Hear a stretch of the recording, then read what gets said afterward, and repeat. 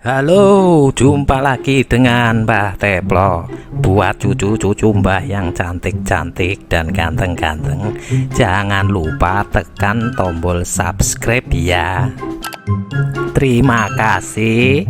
Ikuti terus cerita Mbah Teplo ya.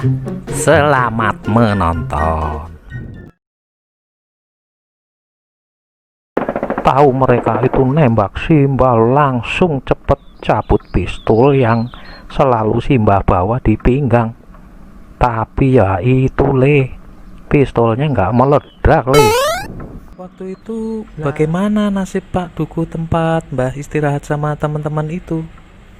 Ya kasihan seperti yang Mbah dengar, waktu Simbah sembunyi dan tinggal di hutan dari penduduk-penduduk sekitar bukit, kabarnya Pak Duku dibawa musuh, dan beliau dibawa musuh itu dalam keadaan terluka parah.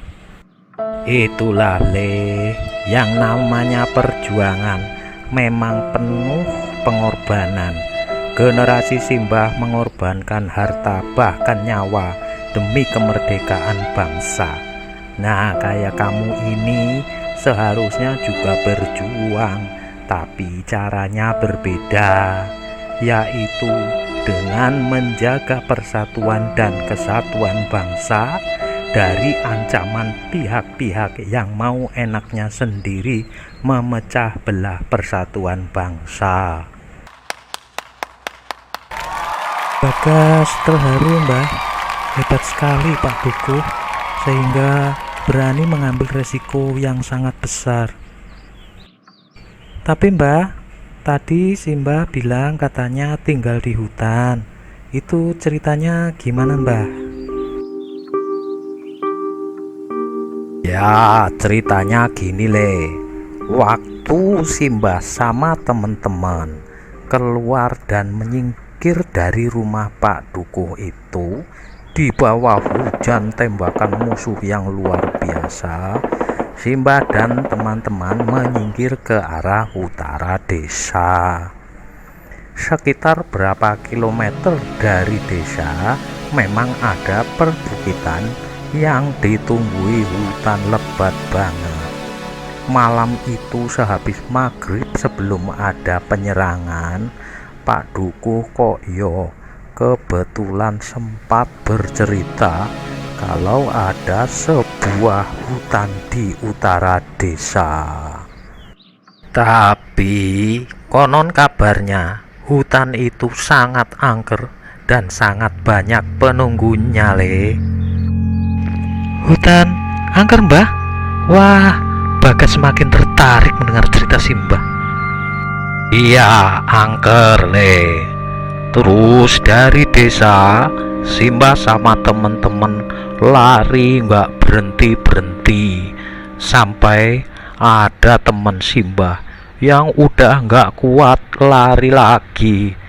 Gimana mau kuat larinya berkilo-kilometer nggak berhenti sambil bawa persenjataan berat Lihat ada teman Simbah yang jatuh, Simbah ya langsung saja teman Simbah itu Simbah gendong. Terus ketika Simbah gendong, dia langsung pingsan saking nggak kuatnya.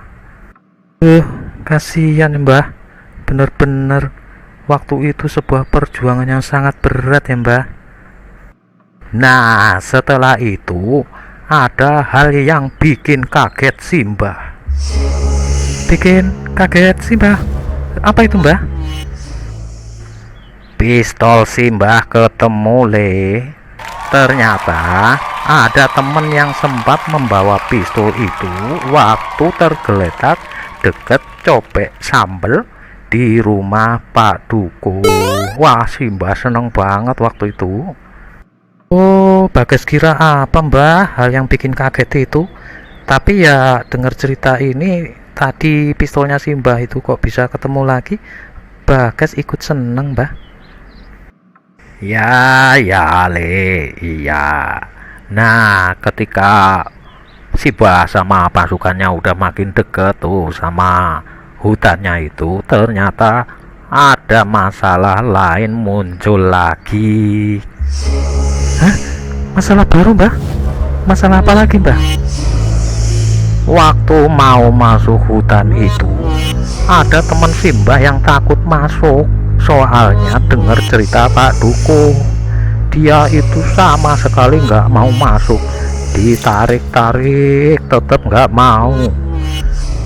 Ya, karena temennya Simbah itu betul-betul ketakutan dan nggak bisa dibilangin sama temen lain untuk masuk ke hutan, ya akhirnya Simbah yang bilang ke dia. Simbah bilang gini, kamu itu sama musuh yang kelihatan tembak-tembakan aja nggak takut, sama hantu kok takut, wong kamu nggak pernah lihat. Gini, masuk saja, nanti kalau hantunya itu cantik kan bisa kamu bawa pulang untuk masak di dapur. Bisa saja sih mbakku ini kalau cerita, wah lucu tenan. Terus gimana mbah itu lanjutannya? Ya akhirnya dia mau masuk hutan, tapi baru selesai satu masalah, masalah baru muncul lagi. Ada masalah lagi, Mbah? Masalah apa, Mbah? Apa dia takut lagi kalau masuk hutan? Kan bukan itu masalahnya. Masalahnya itu ketika pasukannya dihitung, Simbah sama temen-temennya Simbah, ternyata jumlahnya kurang satu, Simbah masih ingat tuh yang nggak ada, namanya Parto Paidi tuh, dia hilang, Wah, semua langsung bingung nyarinya. Terus komandan Simbah waktu itu memutuskan untuk balik lagi ke arah desa. Waduh, kok balik lagi, Mbah? Gimana kalau pasukan musuh masih ada di desa itu? Kan ya bisa berabe nanti, Mbah, keadaannya. Ya itulah, namanya pasukan itu harus selalu kompak. Selama belum jelas nasib dan keadaannya, ya si Parto Paidi itu yang merupakan anggota pasukan ya harus dicari. Akhirnya Simbah dan pasukan balik lagi nyari. Suasana waktu itu hampir subuh dan masih gelap. Beberapa jauh dari bukit itu, kemudian ada salah satu teman Simbah yang jauh di depan itu yang laporan sama komandan. Dia bilang katanya dengar seperti ada suara minta tolong. Nah, akhirnya semuanya ke arah yang diceritakan sama teman Simbah itu, sambil pelan-pelan deketin ke arah suara dan sambil dengerin gitu. Wah, kalau diingat-ingat lagi keadaan waktu itu, wah ngeri banget. Udah suasananya gelap, di pinggiran hutan ada suara minta tolong lagi.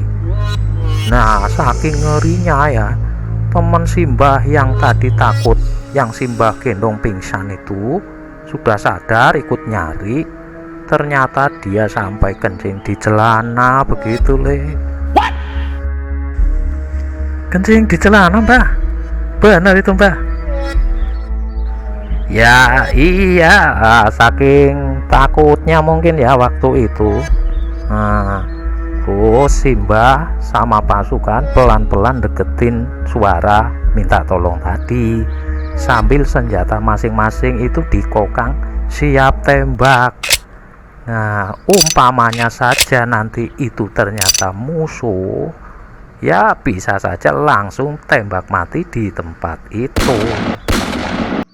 Oh ya, Bagas paham, Mbah. Maksudnya Simbah itu, Simbah sama teman-teman itu sikap waspada gitu ya. Waspada, ya manutlah apalah istilahnya. Mbah lanjutkan ya. No, setelah Simbah sama pasukan deket, pelan-pelan deket, dengerin Semakin dekat, semuanya tegang, Le. Semuanya berdebar-debar.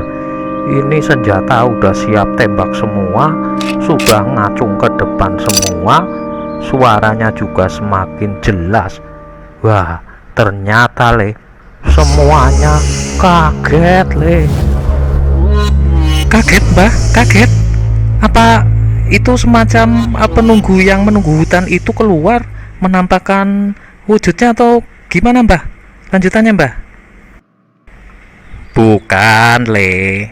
Ternyata yaitu yang minta tolong itu anggota pasukan yang tadi hilang, si Parto Paidi itu loh. Ternyata dia kecebur ke dalam WC. WC penduduk zaman dulu itu hanya lobak, nanti di atasnya dikasih kayu buat nangkring. Nah, dia kecebur ke situ, Le. Si Mbah mau ketawa, takut dosa, Le.